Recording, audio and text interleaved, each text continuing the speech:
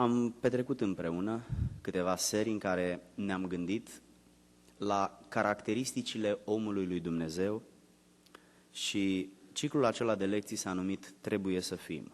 Noi toți trebuie să fim așa în calitate de oameni născuți din nou. Aș vrea să continuăm acum și începând din seara aceasta să privim la predica de pe munte, la cuvântarea de pe munte, la fericirile din Matei, aceste 3 capitole, 5, 6 și 7, și să înțelegem că acest pasaj care se întinde pentru 3 capitole din Matei este un loc care are o importanță specială în cuvântul lui Dumnezeu, mai ales pentru faptul că este așezat la începutul primei Evanghelii. Care este scopul predicii de pe munte? Probabil că sunt foarte multe. Unul dintre ele aș vrea să-l spun în această seară. Fariseii, cărora Domnul Iisus Hristos le vorbește, trebuiau să înțeleagă că deși legea lui Moise nu este eliminată așa cum se așteptau și cum credeau ei, ea dimpotrivă este dezvoltată și este interpretată de Domnul Iisus Hristos în perspectiva Noului Testament. Și toată partea morală a legii din Vechiul Testament este reluată de Domnul Iisus Hristos și este interpretată din perspectiva Noului Testament pentru Împărăția lui Dumnezeu. Cui a fost dedicată predica de pe munte? Este ușor de observat, capitolul 5, versetele 1 și 2.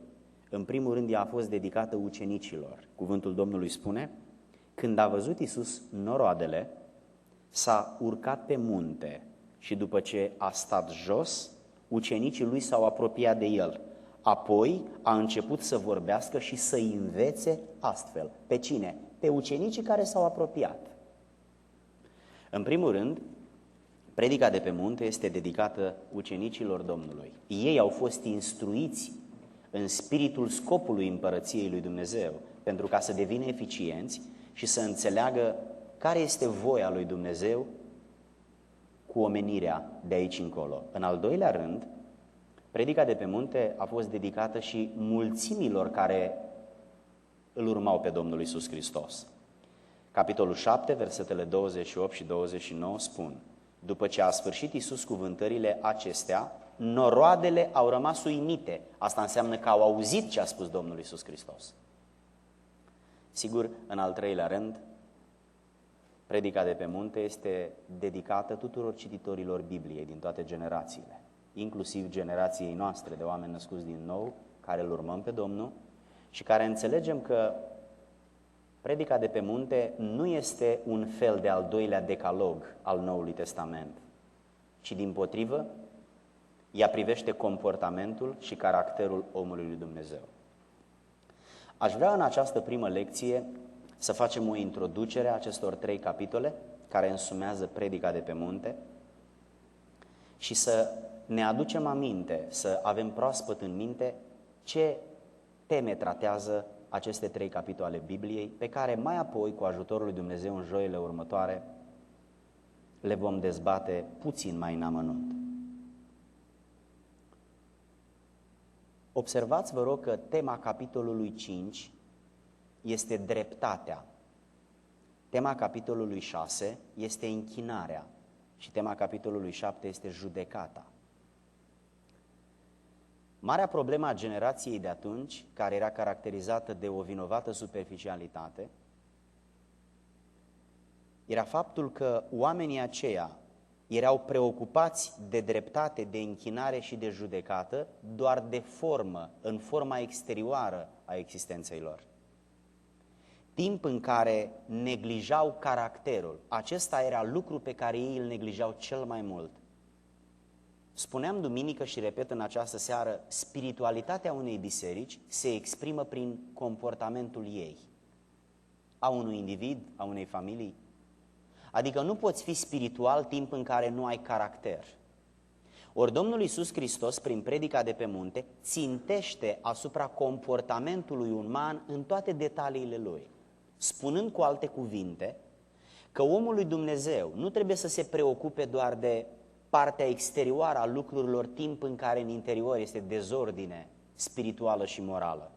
Și el trebuie să aibă mintea și sufletul aliniat sau aliniate la voia lui Dumnezeu. Și expresia gândurilor și simțămintelor să fie una naturală în ceea ce privește practicarea neprihănirii. Revenim la capitolul 5. Capitolul 5 sau adevărata dreptate. Aici Domnul Iisus Hristos prezintă 3 explicații despre adevărata dreptate. Prima este ce este adevărata dreptate. Capitolul 5, versetele de la 1 la 16. Ce este adevărata dreptate? Fratele Marius a citit doar de la versetul 1 la 12, însă adevărata dreptate merge până la versetul 16. Primele 16 versete vorbesc despre adevărata dreptate. Haideți să spicuim câteva lucruri de aici. În primul rând, versetul 3. Atitudinea noastră față de noi înșine. Atitudinea noastră față de noi înșine.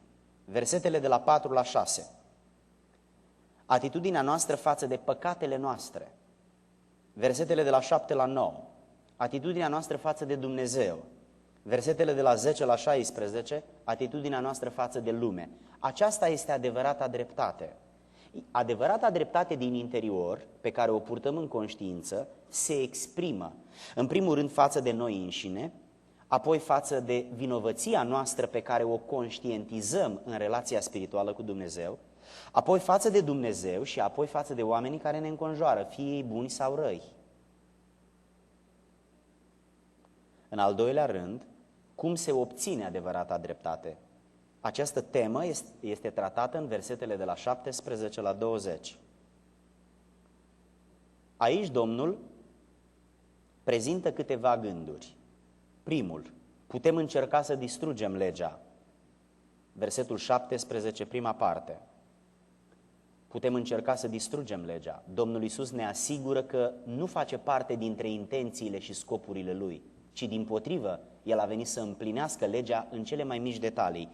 Și aici vreau să mă opresc doar pentru o clipă, știind că nu-i suficientă clipa, dar totuși, măcar la modul general, vreau să mă opresc și să spun următorul lucru. Pentru foarte mulți cititori de Biblie, încă nu este clar dacă legea Vechiului Testament mai trebuie împlinită sau nu. Foarte mulți oameni spun așa, legea Vechiului Testament nu mai trebuie împlinită. Însă în Deuteronom citim textul de binecuvântare. Legea Vechiului Testament spune să nu te închini la idol și noi nu ne închinăm la idol și predicăm să nu ne închinăm. Spune să nu ne facem chip cioplit și noi nu ne facem chip cioplit. Legea Vechiului Testament spune să nu avem alți Dumnezei și noi suntem de acord cu asta. Legea Vechiului Testament spune să nu furi, să nu minți, să nu curvezi, să nu poftești. Și noi suntem de acord cu toate acestea. Ce înțelegem noi prin lege atunci când spunem că legea Vechiului Testament nu mai este bună? Acest concept de lege este relativ neînțeles de cititorii Bibliei. Vreau să vă citesc 2 versete din Noul Testament cu privire la cuvântul lege al Vechiului Testament, pentru ca să fie o provocare pentru conștiința noastră în calitate de cititori ai Bibliei. Vă rog, redeschideți în Apocalipsa și rugămintea mea respectoasă și insistentă este joi seara cel puțin, luați Bibliile cu dumneavoastră. Aveți nevoie să priviți cu ochii dumneavoastră în Biblia dumneavoastră. În felul acesta vă veți obișnui mai bine cu cuvântul Domnului și nu veți depinde de predicator, ci veți depinde de propriul obicei de a citi Biblia. Deschidem în ultima carte a celor 66, la capitolul 12.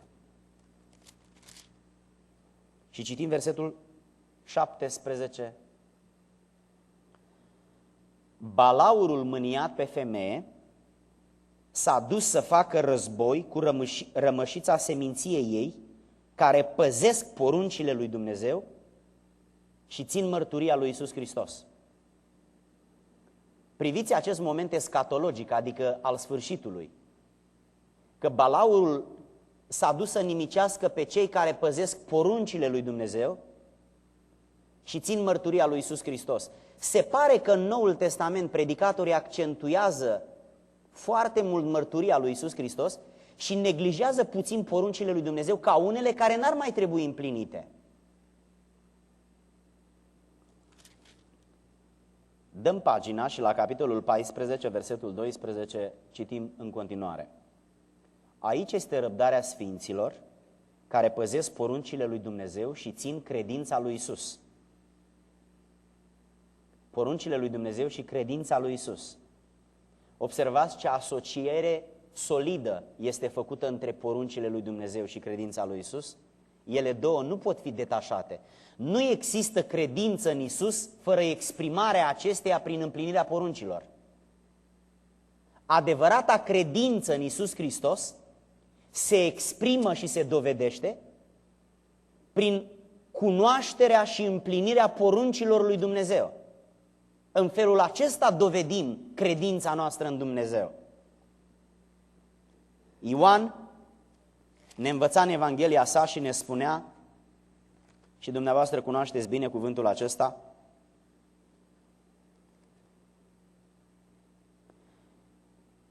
Iisus a zis, dacă mă iubește cineva, va păzi cuvântul meu și Tatăl meu îl va iubi. Nu avem posibilitatea de a selecta cuvântul Domnului după cum ne place nouă, în funcție de doctrina bisericii din care venim, fie baptistă, fie penticostală, fie de alt fel. Biserica penticostală nu are o Biblie penticostală, ci Biblia lui Dumnezeu este Biblia bisericii penticostale și a bisericii baptiste și a bisericilor lui Dumnezeu. Vai de biserica care își permite să fie selectivă în luarea versetelor din Biblie, adică acesta da, acesta nu. Tot cuvântul Domnului ne-a fost dat pentru ca să-L cunoaștem și să-L împlinim. Noi nu avem poziția și calitatea să selectăm din Scriptură ce trebuie împlinit sau nu. Tot cuvântul Domnului trebuie împlinit. Nimic nu este vechi și nimic nu este nou. Totul este cuvântul Domnului. Nimic n-a fost pentru o dată și nimic nu va fi pentru viitor. Totul e pentru prezent. Este o responsabilitate uriașă să cunoaștem și să împlinim cuvântul Domnului. Mergând mai departe, în versetul 17, a doua parte, observăm că putem căuta să împlinim legea, putem să distrugem legea și putem să împlinim legea și aceasta este alegerea noastră. Și în al treilea rând, versetul 19, putem să învățăm pe alții legea Domnului. Observați trei posibile atitudini. Distrugem legea, 2. Împlinim legea, 3. După ce o împlinim, noi învățăm și pe alții să o împlinească, începând cu cei din casa noastră. În felul acesta putem obține adevărata dreptate. Dreptatea lui Dumnezeu este legată în mod serios de legea lui Dumnezeu. Nu există dreptate fără lege, nici în societatea umană, nici în societatea divină. Adevărata dreptate se face cu legea. Dacă n-ai lege, e confuzie. Dacă nu ai legea să oprești la roșu și să pleci la verde, atunci e o mare confuzie și harababură. Dar pentru că roșu te oprește și verdele îți spune să pleci, aceste două mici legi fac ordine în intersecție. Ce ar fi lumea umană fără lege? Avem legi și legea conturează dreptatea, sprijine dreptatea și promovează dreptatea. Acesta este rostul legii și în împărăția umană și în împărăția lui Dumnezeu. A treia parte, al treilea principiu, vă vorbeam de trei principii, de trei explicații ale capitolului 5. Primul a fost ce este adevărata dreptate, 2. Cum se obține adevărata dreptate, 3. Cum operează adevărata dreptate în plan practic, în plan comportamental și zilnic. Acesta este capitolul 5, suntem doar la capitolul 5, versetele de la 21 până la sfârșit, respectiv 26. Nu, respectiv 48. În primul rând, aici este important să observăm că Domnul Iisus Hristos ia 6 legi din Vechiul Testament și le interpretează în perspectiva Noului Testament. Încă o dată, este important să observăm că Domnul Iisus Hristos ia 6 legi din Vechiul Testament și le interpretează în lumina Noului Testament, spunând că nu există legătură mai mare decât legătura dintre Vechiul și Noul Testament. Diferențele care le facem noi în funcție de prejudecățile și de fisurile de educație spirituală și biblică pe care le avem. Vechiul și Noul Testament nu sunt separate, ci sunt puse împreună ca să compună Biblia. Vechiul Testament nu este vechi în sensul că este depășit. Prima lege pe care o ia Domnul din Vechiul Testament și o actualizează în perspectiva Noului Testament este uciderea. Observați versetele de la 21 la 26. S-a zis celor din vechime să nu ucizi. Oricine va ucide va cădea sub pedeapsa judecății. Dar eu vă spun acum în Noul Testament, e prea puțin să nu ucizi. Dintr-o dată se desprinde un principiu care sună așa. Măsura de revelație descoperită de Dumnezeu la un moment dat în istorie hotărăște măsura de neprihănire la momentul acela. Încă o dată.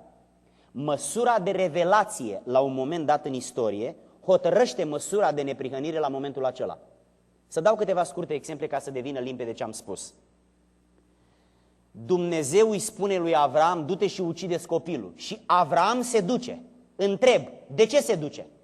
Pentru că la vremea aceea măsura de revelație pe care Dumnezeu o descoperise încă nu conținea, îți este interzis să aduci jertfă umană. De-abia mai târziu a venit legea și a spus să nu ucizi. Atunci încă nu exista această lege, nu exista nicio reglementare. Revelația în vremea lui Avram a fost foarte subțire. Puține lucruri s-au cerut lui Avram. Însă, de-a lungul istoriei, Dumnezeu în fiecare zi și în fiecare perioadă istorică a mai descoperit noi valențe ale voiei sale. Și pentru generația următoare s-au mai adăugat alte porunci și pentru generația următoare alte porunci și de-a lungul generațiilor până astăzi s-au tot adăugat la porunci și astăzi noi avem toată suma poruncilor lui Dumnezeu și s-a încheiat revelația divină. La Avram era doar puțin, că el a fost la început și Dumnezeu îi cere, du-te și omoară-ți copilul. Dacă astăzi ar veni un înger noaptea la mine în vis sau treaz și mi-ar spune, du-te Luigi și omoară-ți copilul, nu este așa că pe bună dreptate eu aș crede că la diavolul? De ce? Eu știu că Dumnezeu a spus să nu cumva să aduci jertfe umane, să nu cumva să ucizi, dimpotrivă să iubești și să ierți. Dar în vremea aceea nu era făcută clar încă voia lui Dumnezeu pentru Avram.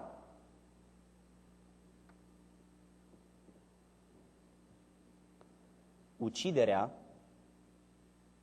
în plan fizic, a fost o interdicție a Vechiului Testament, însă în Noul Testament Dumnezeu devine mai pretențios pentru că începe să se explice și spune nu numai atunci când omor fizic înseamnă ucidere, și atunci când omori imaginea cuiva, ponegrindu-l și vorbindu-l de rău, și atunci când jignești cu tupeu și obrăznicie un om, fiindcă nervos fiind îi spui cuvinte urâte de genul prostule, nebunule și așa mai departe, atunci ești la fel de vinovat ca omul din Vechiul Testament care ucidea trupul.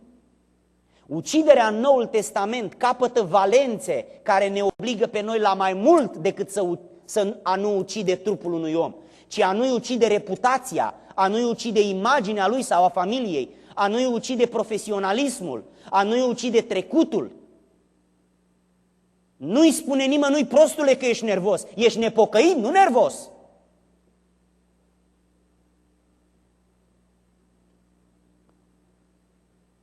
Exod, capitolul 20, versetul 13, este porunca despre să nu ucizi în Vechiul Testament. În Vechiul Testament, iar în Noul Testament este reluată în Matei, capitolul 5, repet, versetele de la 21 la 26. A doua poruncă pe care o abordează Domnul luând-o din Vechiul Testament este adulterul. În Vechiul Testament, aceeași carte, Exod, capitolul 20, versetul 14, adulterul este interzis. Și Domnul Iisus Hristos acum ia adulterul din Vechiul Testament, care se referea la relația fizică intimă dintre bărbat și femeie, dincolo de cadrul căsătoriei, adică nepermisă. Și o explică în Noul Testament și îi dă niște valențe mult mai exigente decât relația intimă între bărbat și femeie în afara căsătoriei. Și spune Domnul între versetele 27 și 32, s-a zis în vechime să nu curvești, dar în Noul Testament asta e prea puțin. Eu acum vin și vă spun, eu acum vin și explic. Ori și cine se uită la o femeie a și curvit. În Vechiul Testament era interzis doar să curvești, adică în afara căsătoriei să ai o altă relație extramaritală. Dar în Noul Testament lucrurile se complică, Dumnezeu devine mai exigent. De ce? Pentru că măsura harului s-a dublat, s-a triplat și s-a înmiit. Revelația lui Dumnezeu a explicat cu mult lux de amănunte. Nu mai e ca în Vechiul Testament simplu să nu curvești. Dar îți poți permite să-ți imaginezi și să te gândești la orice, să te uiți după femei și să le poftești în inima ta. Asta îți poți permite, dar numai să nu ajungi la relația fizică. Noul Testament spune, e prea de tot să ajungi la relația fizică, dar e interzis și să poftești cu ochii și să te gândești cu mintea și să-ți imaginezi în inimă cum ar fi să. Cât de mult se complică în legătură cu acest păcat Noul Testament. Nici să nu te uiți, să-ți întorci privirea. Și nu-i suficient doar să-ți întorci privirea, să-ți întorci și gândul de acolo. Să ții gândul în control, să nu-l lași să se ducă. Pentru că tu te poți depărta de o femeie, dar gândul tău poate să rămână cu ea. Ăsta e păcat, ăsta e adulter în Noul Testament, ăsta e adulter moral. Cât de mult se complică legea Domnului în Noul Testament. De ce? Pentru că Dumnezeu, atunci când face investiția mică, cere puțin, când face investiție mare, cere mult. Și noi, când investim $50, nu ne așteptăm la ce profit, dar când investim $500.000, ne așteptăm la un profit pe măsura investiției. Atunci când plătești $1 pe ceva, nu te aștepți să cumperi mare lucru. Dacă îmi plătești $1.000 pe ceva, te aștepți la un lucru grozav. Cu alte cuvinte, așteptările sunt direct proporționale cu investiția. Domnul Dumnezeu în Vechiul Testament a spus scurt, să nu ucizi, să nu curvești. În Noul Testament spune, dacă îl jignești pe un om e ca și cum l-ai fi ucis. Dacă îți imaginezi în minte păcatul cu o femeie, chiar dacă nu te mai uiți acolo, că te vede cineva, că te uiți după ea și îți imaginezi doar în mintea ta și nimeni nu știe decât tu și Dumnezeu. Dumnezeu califică atitudinea aceea a minții și a inimii, pofta aceea pe care nimeni nu o știe decât tu și Dumnezeu, o califică adulter. Bărbații ai Domnului. Acesta este cuvântul Domnului în Noul Testament legat de subiectul adulter. Unde suntem noi aici? Ne fac nouă bine filmele cu imagini murdare? Ne fac nouă bine toate imaginile care prezintă femeia cu toate insinuările ei, care provoacă poftă în interiorul nostru și ne determină să ne manifestăm? Și imaginile acestea se stochează în conștiința noastră și devenim robi ai lor și subconștientul le prelucrează și se manifestă prin poftă? Și vrem să ne sfințim, astfel de oameni nu se vor sfinți în vecii vecilor. Trebuie o minte curată ca să ai o inimă și o viață curată.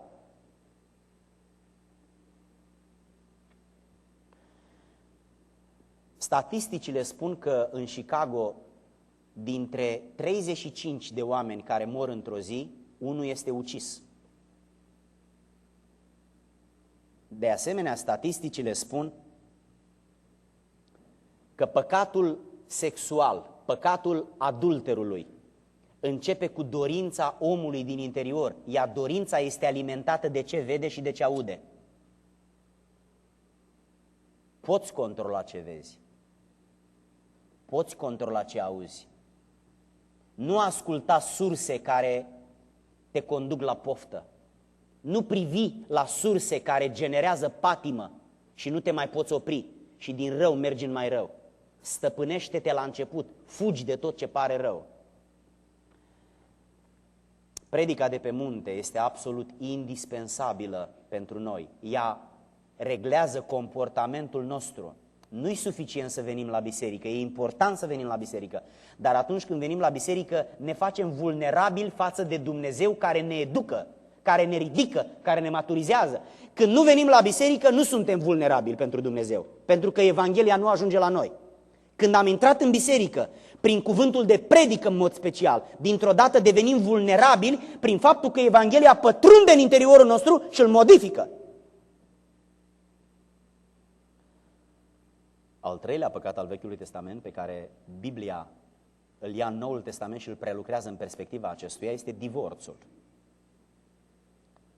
Nu am să insist asupra acestui păcat acum. Al patrulea este jurământul. Observați, de la versetul 33 până la versetul 37, Domnul prelucrează în perspectiva Noului Testament jurământul din Vechiul Testament.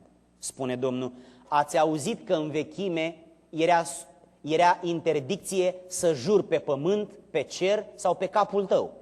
Acum, nu numai că e interzis să juri pe cer sau pe pământ, e interzis să juri pe nimic, nici măcar să nu juri, ci pur și simplu să spui da. Cuvântul tău, da, este egal cu jur. Nu-i suficient să spui cuvinte care mă asigură că ai spus adevărul. Pe cuvântul meu, crede-mă, să mi se întâmple nu știu ce dacă nu spun adevărul. Când eu te aud spunând așa, îmi dau seama că numai când spui așa, spui adevărul. Dar dacă n-ai fi spus asta, ai obiceiul să minți. Un om al lui Dumnezeu când a spus da e da, când a spus nu e nu, clar. Nu avem nevoie de asigurări de tot felul, de propoziții care ne asigură.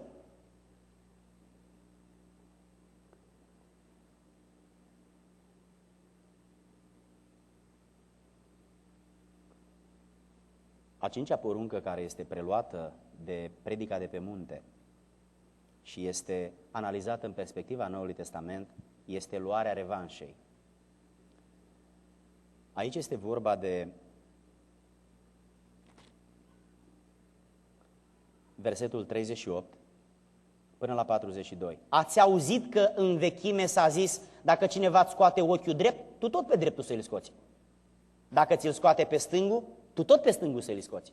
Adică ia-ți revanșa. Ce ți-a făcut el, fă și tu. Legea talionului. Dă-i înapoi. Legea talionului. Aveai dreptul ăsta. Îți dătea cineva o palmă, n-aveai dreptul să-i dai două, ci doar una. Dar dacă îi dăteai cu palma închisă, era suficient. În Noul Testament, Domnul reglementează această atitudine și spune așa: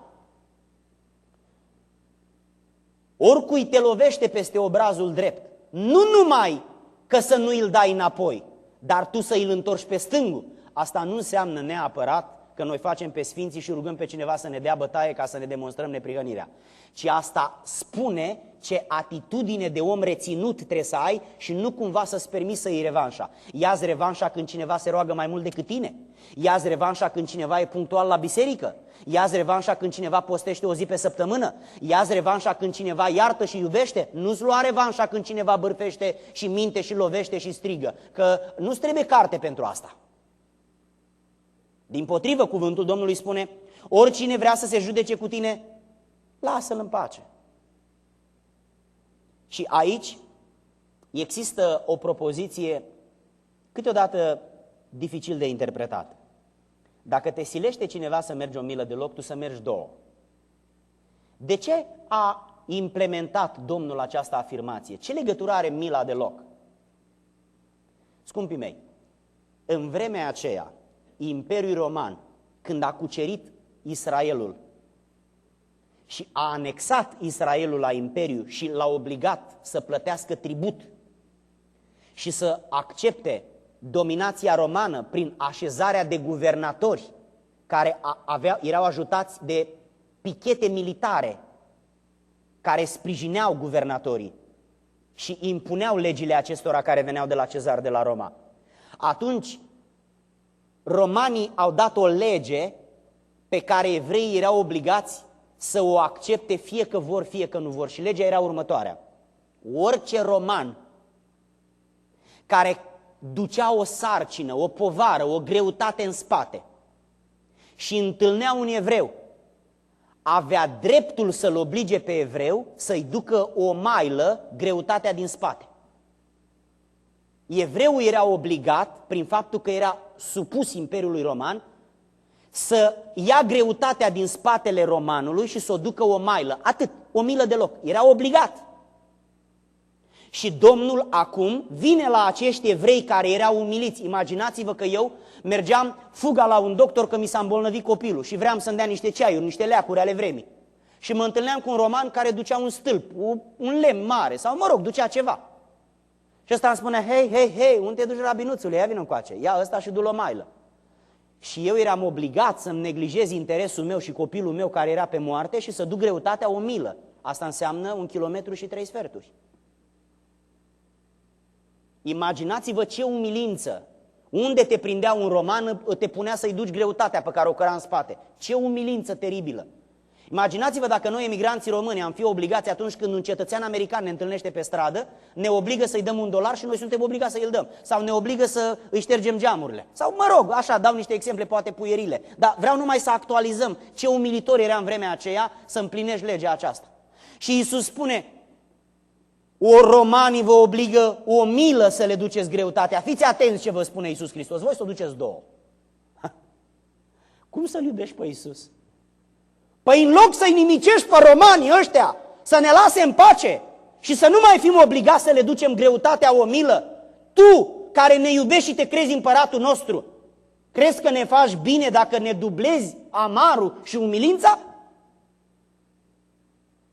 Cât de dificil a fost Domnul de înțeles în vremea aceea. Oamenii priveau aspectul fizic al problemei. Iisus privea aspectul duhovnicesc al problemei. Și astăzi este la fel. Dacă interpretezi firește predica mea, te vei lua de faptul că-s prea îndrăzneț, te vei lua de faptul că cine mai știe ce. Dacă interpretezi firește un anunț din biserică, dacă interpretezi firește decizia comitetului, dacă interpretezi firește atitudinea unui dirijor sau a unui ușier, spui, mă, dar tu cine ești să-mi spui mie unde stau? O atitudine firească. Și firește așa este. Cine ești tu să-mi spui mie unde stau? Am venit în America, într-o țară liberă, stau unde vreau. Dar duhovnicește, noi suntem un popor ales, un popor cu rânduieli, un popor cu respect și iubire unul față de altul. Și acum depinde cum gândesc. Cum gândesc? Gândesc cum sunt.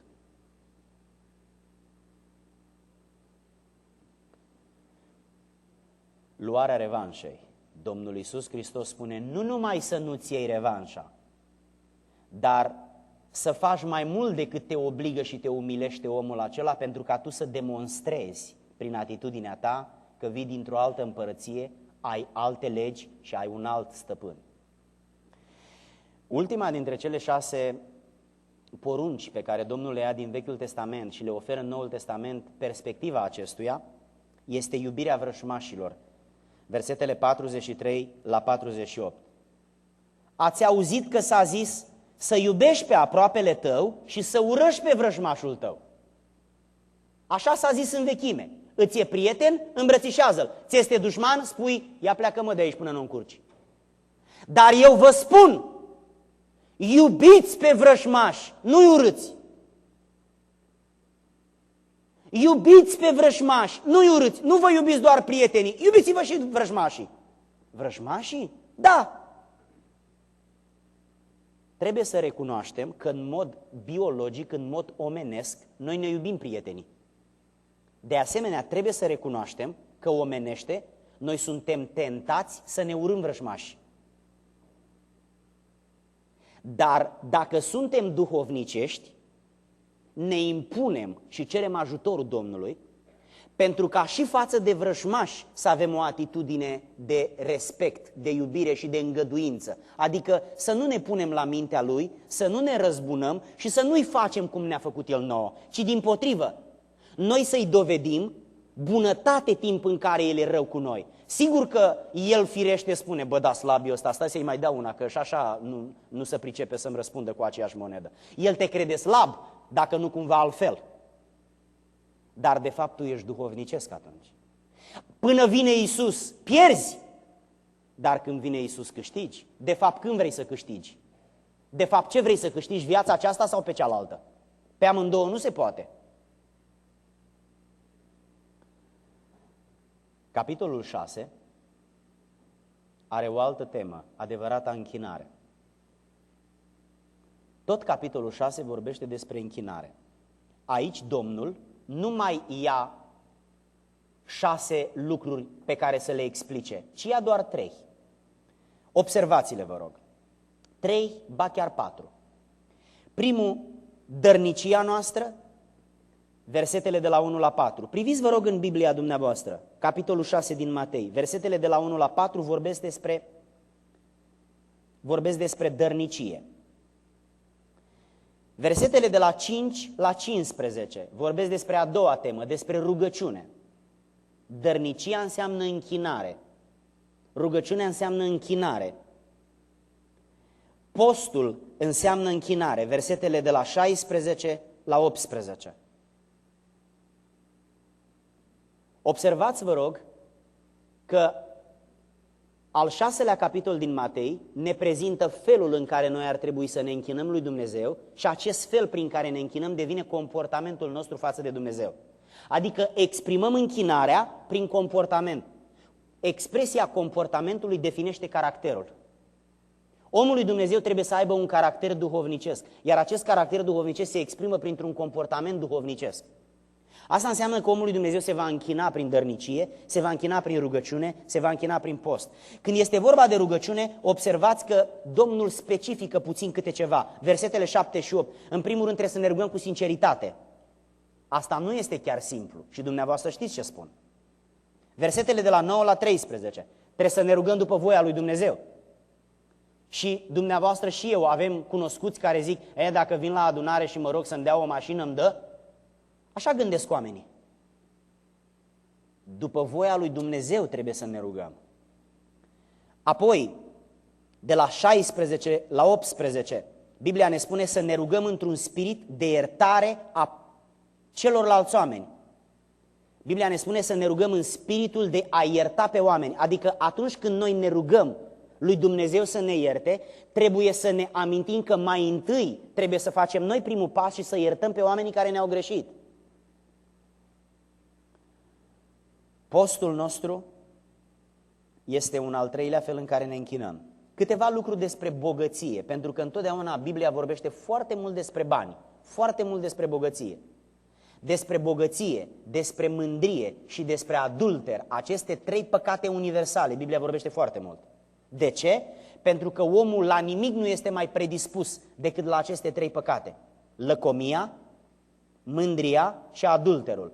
Dacă priviți la cei mai mari bărbați ai lui Dumnezeu care au căzut vreodată în păcat, veți constata că a căzut printr-unul dintre aceste trei păcate. Aceste păcate nu sunt doar un singur păcat, ci un complex de păcate.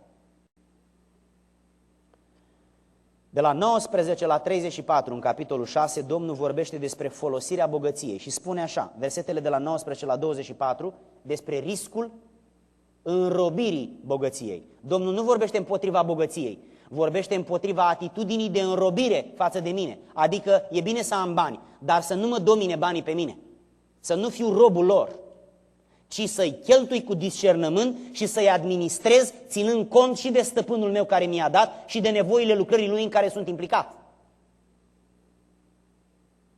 Apoi, de la 25 la 30, Biblia vorbește despre depreciere. De la 31 la 33 vorbește despre riscul pierderii mărturiei atunci când suntem robiți de bogăție. Și apoi, versetul 34, vorbește despre pierderea bucuriei în ziua de astăzi. Despre pierderea bucuriei în ziua de astăzi. Spre exemplu, nu vă îngrijorați de ziua de mâine. Astăzi. Astăzi ocupați-vă de astăzi. Nu te necăji tu pentru ziua de mâine astăzi, că îți pierzi bucuria astăzi. Și mâine îți vei pierde bucuria gândindu-te la poi mâine. Și așa în fiecare zi îți vei pierde bucuria mereu. Al 7-lea capitol și încheiem, prezintă adevărata judecată. Despre lucrurile acestea vom vorbi în amănunt la vremea potrivită, acum facem doar o trecere în revistă introductivă. Adevărata judecată. În primul rând, în versetele de la 1 la 5, Biblia vorbește despre judecata față de mine însumi. Adică eu trebuie să mă judec pe mine. Singura persoană pe care am dreptul să o judec sunt eu. Am dreptul să judec atitudinile altor oameni, dar nu oamenii. Pe oameni n-am dreptul să-i judec. Pe oamenii judecă Dumnezeu. Dar atitudinile altor oameni am dreptul să-i judec. Biblia vorbește despre prorocie, despre slujire, toate acestea pot fi evaluate, judecate în sensul de evaluare, să vedem dacă sunt pentru zidirea bisericii sau nu. Versetul 1. Nu vă judecați ca să nu fiți judecați. Asta înseamnă că odată noi vom fi judecați pentru că astăzi ne permitem să ne judecăm semenii. Nu ne-a pus nimeni să facem asta. O facem din invidie, o facem din gelozie, o facem din mândrie și din aroganță. Versetul 2. Suntem deja judecați, căci cu ce judecată judecați veți fi judecați și cu ce măsură măsurați vi se va măsura. Versetele de la 3 la 5. Pentru a-i judeca pe alții, pentru a califica faptele altora, trebuie neapărat să avem lumină. O lumină duhovnicească. De ce vezi tu paiul din ochiul fratelui tău și nu te uiți cu băgare la bârna din ochiul tău? Un om care nu e în stare să se judece pe el, nu are dreptul să judece faptele altuia. Adică timp în care eu mă neglijez pe mine, văd soția altuia, dar pe a mea nu o văd. Văd copiii altuia, dar pe a mei nu-i văd. Văd predica altuia, dar pe a mea nu o văd.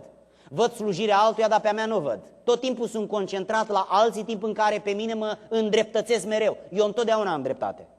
Acesta este un spirit de judecată strâmb și trădează o judecată imperfectă și ascunsă de lumina Duhului Sfânt, nu expusă la lumina Duhului Sfânt. În al doilea rând, judecata altora, de la 7 la 20. Vorbesc de versete, de la versetele 6 la versetul 20. Versetul 6 spune motivul pentru care judecăm. Versetele de la 7 la 11 spun posibilitatea și mijloacele pe care Dumnezeu ni le-a dat ca să putem judeca. Versetul 12 ne spune despre principiul pe care să-l avem atunci când judecăm. Versetele de la 13 la 20 ne spune baza pe care noi trebuie să o avem atunci când judecăm, când cântărim, când evaluăm, când calificăm. Versetele de la 13 la 14 vorbesc despre două căi și de la 15 la 20 despre doi pomi. Și închei cu următorul gând care mi se pare minunat aici în predica de pe munte. Observați un lucru. Cele două căi presupun începutul credinței, începutul vieții spirituale. Cei doi pomi presupun creșterea și maturizarea spirituală, iar cele două case presupun sfârșitul credinței. Încă o dată. Cele două căi presupun începutul relației spirituale cu Dumnezeu. Sunt două căi pe care o alegi. Cei doi pomi presupun maturizarea și mergerea pe calea Domnului, iar cele două case dovedesc dacă am început și am mers bine până acolo, prin faptul că sfârșitul va fi rușinos sau încununat de glorie.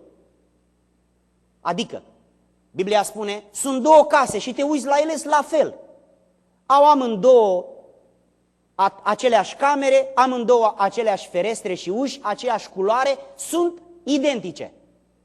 Însă atunci când vine uraganul, când vine cutremurul, când vine furtuna, dintr-o dată una rămâne în picioare, alta se duce jos. Când spune Domnul asta? Domnul spune asta în urma versetelor când vorbește despre proroci și spune: păziți-vă de prorocii mincinoși. Aici nu se referă neapărat la proroci, ci se referă la cei care vorbesc în numele Domnului, care aduc mesaje din partea lui Dumnezeu.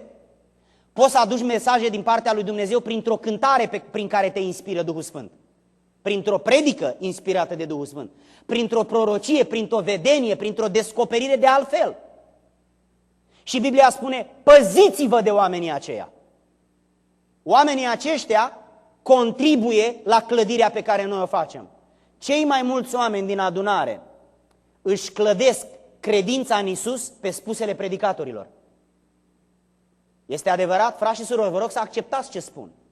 Cei mai mulți oameni din adunare își clădesc credința în Dumnezeu pe spusele predicatorilor, pe spusele prorocilor, pe spusele oamenilor care, indiferent cum se numesc, vorbesc în numele Domnului. Și dacă ei spun: fraților, așa e bine să facem, dintr-o dată masa de oameni din biserică face așa. Noi călăuzim poporul, alături de proroci, alături de văzători, alături de cântăreți, toți cei care spunem cuvinte din partea lui Dumnezeu. Dacă noi călăuzim strâmb, poporul se duce strâmb. Pentru că poporul respectă ce spunem noi și au încredere măcar într-o anumită măsură în ce spunem noi. Și Biblia spune, păziți-vă, adică fiți atenți, măsurați, cântăriți, nu aveți o încredere oarbă, că nu e normal. Iar la sfârșit spune, două case la fel, dar când vine furtuna, una se duce, alta nu. De ce? Pentru că felul în care ai început și ai mers se dovedește de-abia la sfârșit, când vine furtuna. Frați și surori, acestea sunt temele predicii de pe munte. Toate versetele acestea biblice, 107 la număr, 4 dintre ele sunt narrative, adică vorbesc despre ce a făcut Iisus, 2 în introducere, 2 în încheiere. Iar toate celelalte versete biblice, 107 la număr, sunt pur și simplu afirmații făcute de Domnul. E învățătura al Domnului. Pe parcursul celor 3 capitole, 5, 6 și 7. Este o bogăție spirituală pentru noi și copiii noștri să ne luăm timp, să ne oprim asupra acestor versete și să încercăm în funcție de lumina Duhului Sfânt să pricepem care este voia lui Dumnezeu, pentru ca comportamentul, caracterul nostru să exprime spiritualitatea noastră, să-L satisfacă pe Dumnezeu, să ne apropie pe noi de El, iar atunci când se va întoarce Domnul, casa noastră să nu se prăbușească, ci dimpotrivă să rămână în picioare și El să ne spună, rob bun și credincios, vino. Te-am pus peste puține lucruri, dar acum intră în bucuria stăpânului tău. Aș vrea să ne rugăm Domnului, frați și surori, în primul rând pentru cercetarea Duhului Sfânt din această seară.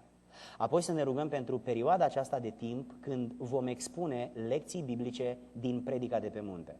În primul rând, Dumnezeu să vorbească către noi, iar în al doilea rând, noi să ne luăm timp și să-L ascultăm. Pentru că păcatul antichității, adică superficialitatea, începe să devină și păcatul nostru. Ne rugăm Domnului să nu fim superficiali, ci dimpotrivă să avem interes pentru viața noastră spirituală, pentru că în felul acesta avem interes pentru cer. Domnul vede asta și ne va răsplăti. Frați și surori, ne ridicăm în picioare și ne rugăm Domnului.